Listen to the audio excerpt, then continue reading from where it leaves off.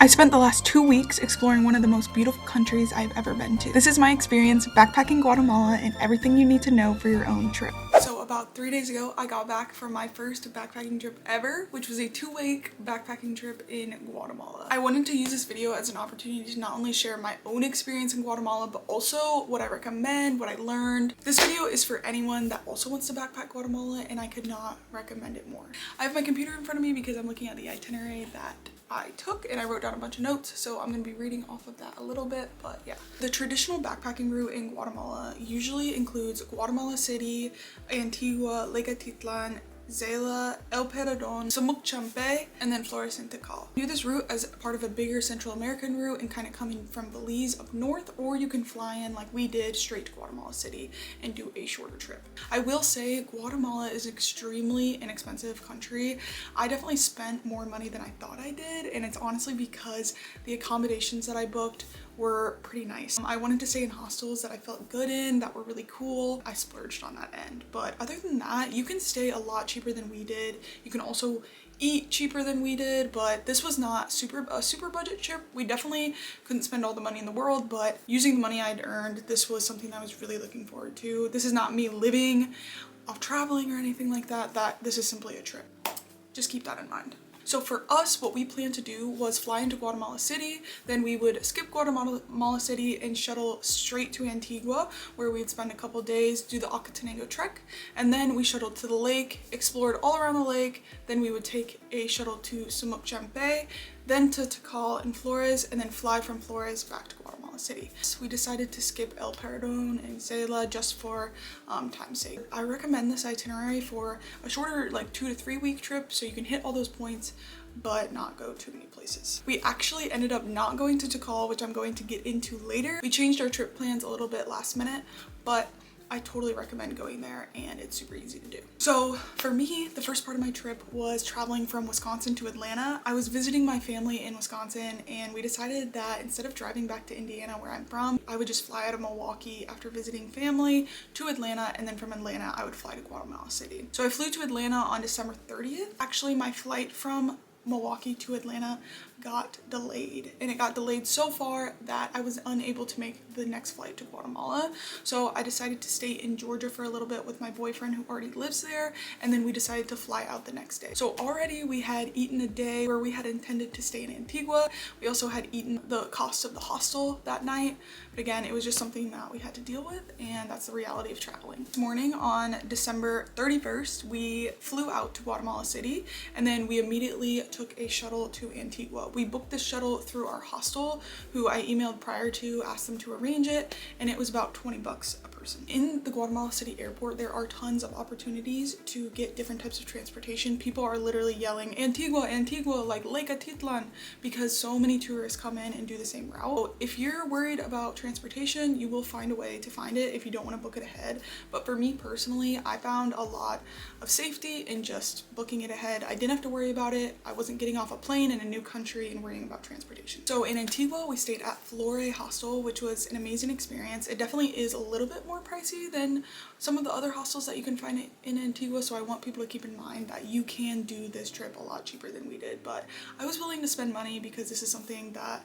I'm really looking forward to. Travel is what I want to do and what I make money to spend on. One amazing thing about Flore Hostel is that they had a free breakfast, which we would later learn that like a free breakfast at a hostel is huge when you're backpacking, because you don't want to spend that extra money on going out to get breakfast, so you can already kind of have that meal ready in the morning for you and then go about your day and not worry about breakfast in the morning. But Flore Hostel was about $25 a night, which usually it's not that expensive, but because it was New Year's, Antigua was super lively and crazy. This is like their peak season for Guatemala. It was super expensive compared to other parts of the year, and that's okay. So if you don't know much about Antigua, it's famous for its Spanish Baroque architecture, and actually was the previous capital of Guatemala before a bunch of earthquakes hit and they had to relocate. In Antigua, you get stunning views of all of the other volcanoes, and there's also just a ton of ruins. There's the Santa Catalina Arch, which is super popular. It's just a really cool town. As soon as I got to Antigua, I felt super safe. There were tons of tourists around. There was also a ton of local people around. There's very well-established like tourist infrastructure. Guatemala is investing in their tourist economy to make sure that tourists have a good time and that people come to the country because it brings in money for them. The next day, we were going to be doing the Acatenango trek, but we went through OX Expeditions, which was an absolutely amazing tour company, and they even had a pre-departure meeting the day before. So we had to go to that the first day that we were in Antigua. Luckily, we made it, and they told us everything that we needed to know, what we needed to bring, what we were going to eat, where we were going to stay, everything. So it was super awesome. I want to do a more in-depth video about the Acatenango trek in the future because I know it's one of the big things about going to Guatemala.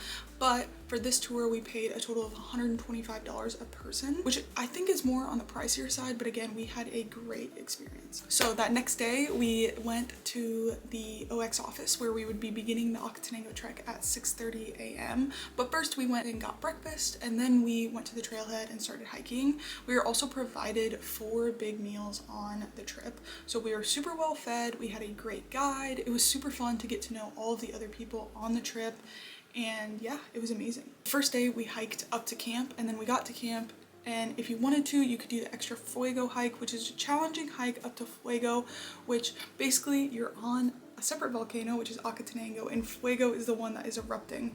But you can do an extra hike where you hike to Fuego, but it's like kind of off to the side so you can see the volcano better. The next day we hiked from camp all the way up to the summit of Acatenango where you can see Fuego better as well. So those next 2 days were filled with the Acatenango trek. We got back to Antigua and ate, and basically we needed a rest day. But the next day we finally got to like settle down and explore Antigua. We began by going to the Central Market, which I could not recommend more. It is such a cool cultural experience to see everyone selling all of their goods. There was everything there from street food to live bunnies. I will say though, I literally needed Google Maps to get out of it because it was such a maze. Next we went to the Munag Art Museum, which is Guatemala's national art museum. It was super cool in there. They have a ton of Guatemalan history, Mayan history, and we even got to see the Guatemalan Declaration of Independence, which was super cool. Finally, that same day, we hiked up to the Serra de la Cruz, which is a viewpoint up that looks over all of Antigua. There's not like a ton to do up there, but it's super fun to just like people watch. One thing I also recommend about Antigua is there are a ton of different historical sites. So what I decided to do is look up a walking tour online. You can look at information about each of the sites on your phone instead of, you know, you could book a tour of the city, you could go into each museum, but for me, it was easy to just look it up and like look at information online as I walked around. There are a ton of ruin sites that you can go into, and it usually costs about like $5 for foreigners to get in. For me, I skipped a lot of those because it kind of felt like it wasn't necessary. One of my favorite restaurants in Antigua was this one. I don't know how to say it, but it is basically an authentic Guatemalan place which cooks the corn tortillas and chicken right in front of you.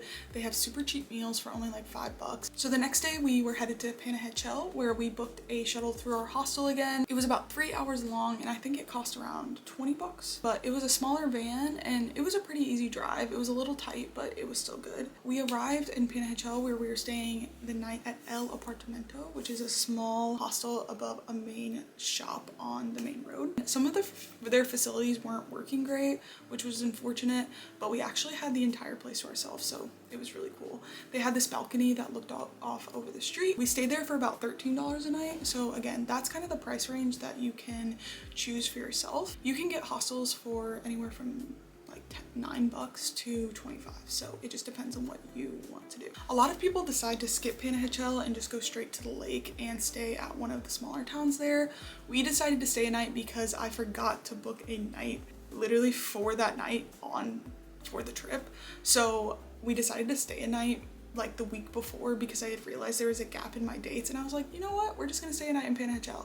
I will say we did go to the grocery store in Panajachel, and this was definitely the biggest grocery store on the lake. There aren't very many like large supermarkets that you would see in like the United States, in Guatemala in general. There was one in Antigua and there was one in Panajachel, and those were really the only ones I saw. So if you really need a certain type of food or you want to cook, I would recommend going to the grocery stores in Panajachel. The next day we just got up and enjoyed the coastline, walked around. Again, there's not that much to do in Panajachel, but it was still really cool to see the lake. But we pretty much immediately got on a boat taxi and then we went to Santa Cruz, which we would be spending the next 2 nights. The boat taxi cost about 30 quetzales to get to Santa Cruz, and that's about $4. The way that you can get a boat taxi is literally just walking up and down the coastline. People will yell at you, Panajachel, San Marcos, like depending on where you're going. It's honestly hard not to find a boat taxi or not to find transportation in Guatemala because everyone is trying to help you. It's kind of like a taxi in like New York, like people really want you to come on their boat to pay them money. So it's like really easy to get a taxi. So Santa Cruz is kind of a very small and chill town on the lake, and we chose this because we wanted a more relaxing vibe just to enjoy the lake for a little bit before we headed to San Pedro, which is more of the backpacking party town. In Santa Cruz we stayed at La Iguana Perdida, which is one of my favorite hostels on the lake. We paid $25 a night for a private room. La Iguana Perdida had an amazing welcoming vibe. It was a super cool hostel. Like all of the places were outside and there were a ton of plants and hammocks, and it was a really good vibe. They had great food. You could also pay for a family dinner for 70 quetzales, which is about 10 bucks a night, and they had like 3 courses. We decided not to do this because I'm cheap and I should have. Another popular hostel on the lake is Free Cerveza, which is more of like a glamping hostel. We walked down there to their beach and we actually sat like in their outdoor area, which was really cool, and I recommend doing if you're there. Like just go explore the other hostels and stuff like that. It seemed super cool, but we decided on La Iguana Perdida. When you go to the smaller places, it's going to be more expensive because there's less food options. You usually have to buy food at your hostel, which is fine, but just keep that in mind that it's probably going to be a little bit more expensive. We spent our 2 days basically walking up and down the coastline and relaxing, sitting on the beach. There's a beautiful walk all the way like along Santa Cruz that you can do. You can also walk from Santa Cruz to San Marcos. They recommend going with a group, and it's about 3 miles. La Iguana Perdida also has different paddleboarding classes, yoga. They have a lot of diving classes. We didn't do any of that. The next location we went to was San Pedro, where we would be spending the next 4 nights. We decided to stay in Amigos hostel, which was about $12 a night. So we kind of fluctuated between nicer places and like kind of more budget-friendly places, which I really liked to experience kind of all the different vibes. San Pedro was a hard place for us. If you are really into meeting new people, partying, going to bars, and you're a little bit older, I would really recommend San Pedro. If that's what you want to do, great. But for me, I wanted a little bit more of a relaxing, I like hiking, nature, and San Pedro really wasn't the place for us if you wanted to get that out of it. We were right above a really big bar which blasted music until like 3 a.m. and again, that's okay. I'm not hating on anyone else having an experience like that, but for me, that just wasn't like my ideal situation. Another popular one there is Mr. Mullet's, which is known for its party vibe, boat parties. If that's what you want, there you go. Also, there wasn't like a ton to do in San Pedro itself. Most people kind of stay in like a hub and then travel to different parts of the lake during the day and like explore them. There was like some horseback riding, you could go paddle boarding, but there were some coffee tours. They had a really cool soccer field there, which was awesome. The main reason we stayed in San Marcos is because it was a good hub to get to the hikes that we wanted to do and also just to get to the other parts of the lake. I do recommend that if you're hiking. San Pedro is a great place to stay. The first day in San Pedro, we woke up super early to do the Sunrise Indian Nose hike, which I know is a very popular hike to do. If you want a more manageable and chill hike, go for this hike. You get a great view. We decided to book ours online before we came because I thought it would be similar to the Acatenango trek. I was like, I need a guide. But honestly, I paid 40 bucks online for this tour a person, and you did not need that at all. In San Pedro, there's a ton of like tourist stands that you can just go up to, ask them about tours, shuttles, anything. They will help you out. I asked them about the Indian Nose like tour, and they said it was 70 quetzales. I paid 40 bucks, it was 10 bucks. Also, on our tour, we did have a great guide who we got picked up at our hostel. We were in a really small group, which was great, but we don't really need that. So like if you are someone who wants to be in a small group, wants to be super well taken care of, maybe you have a young kid, there was a young kid in our group, so it made sense for that family to kind of have a closer guide, go for it. But for me, I was like, we don't really need this. It was about a 45-minute hike up, and it was very steep, but it was manageable, and then about a 30-minute walk down. So again, not anything crazy. The next day we also needed more rest, but we decided to go to San Marcos to explore. San Marcos is more of the hippie spiritual vibe. There's a ton of like vegan food, health food stores, spiritual sessions, yoga sessions there. Each point on the lake is like very different. San Marcos is that hippie vibe if you want that. We actually met someone who's doing a pretty heavy like spiritual session, if you know what I mean, there, and it was really interesting to hear about. Another main attraction of San Marcos is a 12-meter cliff jumping spot, which we did not go to because it happened to be closed, but you can go in for about 20 quetzales, which is about $3. We never made it to San Juan, but I wanted to talk about it a little bit. I heard really great things about it. Again, San Marcos and San Juan are a little bit smaller than San Pedro. Santa Cruz is pretty tiny. Panajachel is the biggest, and then San Pedro is kind of like right underneath. San Juan is more of the art side. There's a ton of art galleries, there's weaving classes, everything like that. The streets are painted very beautifully. I heard great things about San Juan, and I was really sad that I never made it. On our third day in San Pedro, we decided to do Volcan de San Pedro, which is the volcano there, and we wanted to do the hike. I love hiking. I came to Guatemala to hike volcanoes, and I was looking forward to this so much. Okay, at first about this hike, I was a little bit concerned because if you look up things about Volcan de San Pedro, you might find some scary stuff. In 2019, like some bad stuff happened up there. I will say now in 2026, it is a completely safe hike to do by yourself. We were recommended by multiple other backpackers that you do not need a guide at all. We took a tuk-tuk to the trailhead because it is a very far walk from the base of San Pedro where a lot of the hostels are. There you will find people waiting for you. You write your name in a book and your passport. The entry fee was 100 quetzales, which is about $14. Then you would get a wristband, and they showed you where the trail was and told you a little bit about it. They made sure you had water. So again, a super safe experience. I could not recommend it more. I do recommend going earlier in the day so that you can get the prettiest view possible, but also make sure you're down in time. I definitely wouldn't recommend doing the hike at night. And this trail is just under 6 miles and has 5,000 feet of elevation gain though, so it's a hard hike. You go straight up and then you basically come straight down. My boyfriend is the biggest trooper I've ever met in my life. He was not feeling well and I wanted to do this so badly, and he came with me. Shout out, you know who you are. The view at the top was awesome. The trail was well marked. It was great. So if you want to go hiking, do this hike. Other things to do on the lake include coffee tours, weaving classes, scuba diving, horseback riding, kayaking, paddleboarding. There was jet skis. You could go to the church, the soccer fields. There's also a couple Mayan museums. There is like a ton to do in the lake, so I would recommend being there. We were there for 5 days, and I think that was a good amount. We had originally planned to use the next day as a travel day to go to Semuc Champey, which would be about a 12-hour bus ride, but when we went to go book the shuttle through our hostel, he was like, you should totally just do an overnight shuttle. That's what most people do, and it's a lot easier than a 12-hour bus ride. And we were like, okay, let's do it. It was 350 quetzales, or about $50. That was another time where we had to take the hit of paying for an extra night at Amigos that we had already paid for, when instead we could have just skipped that night of accommodation in general and just taken the overnight bus. So that was another kind of inefficient money moment for us. The shuttle left at about 8 p.m. We went to a meeting spot, and it was actually super spacey. At Semuc Champey, basically you get dropped off at this kind of shuttle hub for the hostels in the surrounding area, and then the hostels will pick you up and then take you to their hostels from this main parking lot. We were staying at Greengo's hostel, which only could be accessed by 4-wheel drive. Greengo's was about $28 a night for us, which is expensive. Greengo's is one of the nicer hostels there, and it had an amazing vibe, so many places to hang out, great tours, great food. Sadly, the day that we got there, it had been raining all day and we literally couldn't really do anything. One thing about Semuc is you are in the middle of the jungle. You really have the food at your hostel. You can go to Semuc, but there's not really much else to do. The next day, we decided to actually go to Semuc Champey, which is a really cool kind of rainforest attraction where there's this limestone that has been cut out by this pretty blue water, and there's a ton of cave systems and people like to swim in the pools and stuff. It's a great kind of mid place to go between the lake and Tikal, which are very popular, so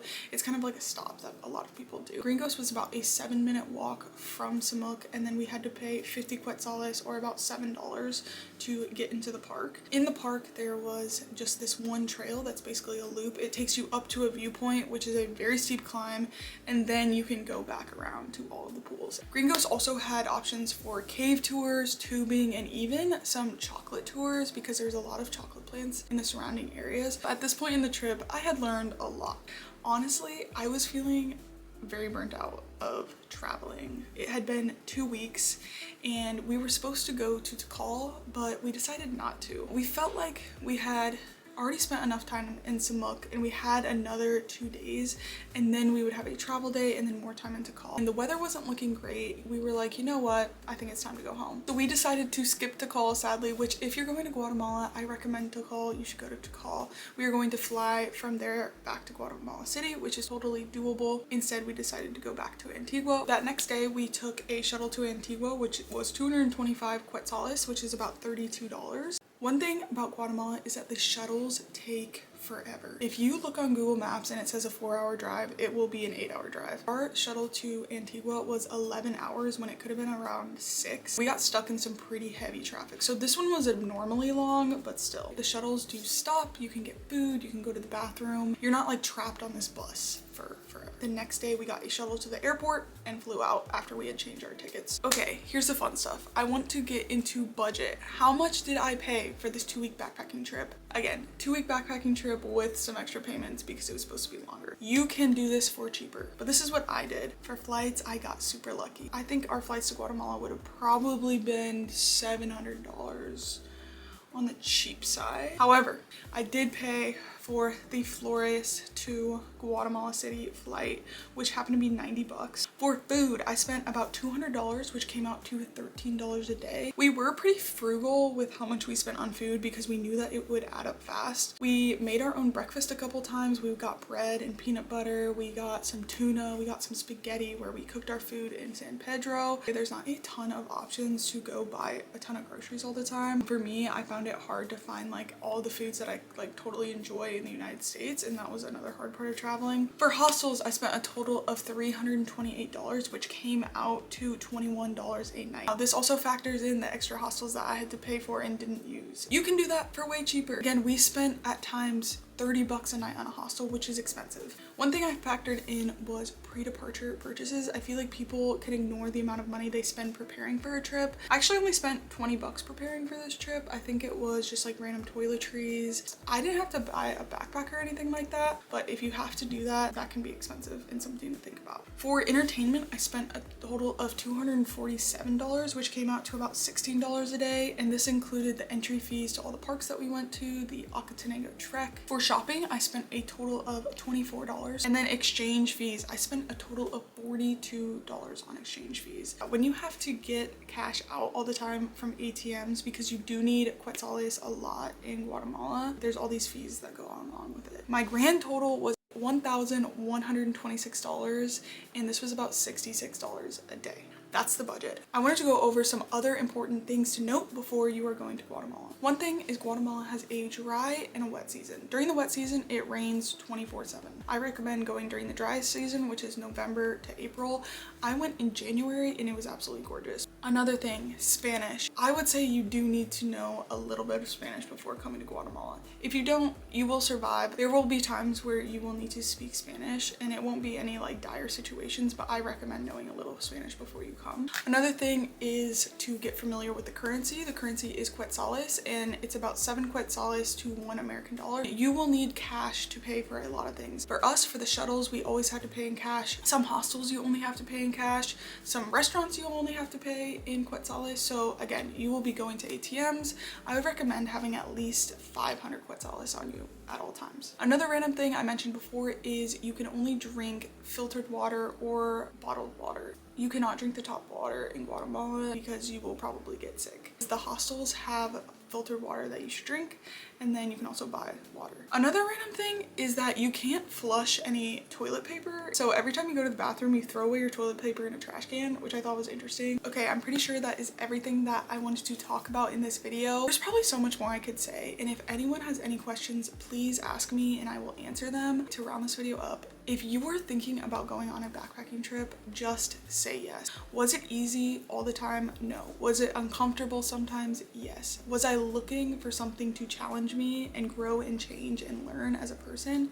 Yes, and that's exactly what I got out of this trip. Guatemala was a beautiful country. One of my favorite parts about Guatemala was both the cultural and natural aspects of it. Not only did I get to see amazing views on amazing hikes, but I also got to see a culture that I'm not familiar with and learn more about that. If you're watching me through this screen and thinking that I am some different person that can go backpack Guatemala, that is not true. Anything you want to do, please just go do it and exert that free will. If you have free will, it is a privilege, and use it. Okay, I'm done. Thank you guys so much for watching. Again, if you have any questions, please ask them down below. I would love to help anyone out. And yeah, thank you for watching.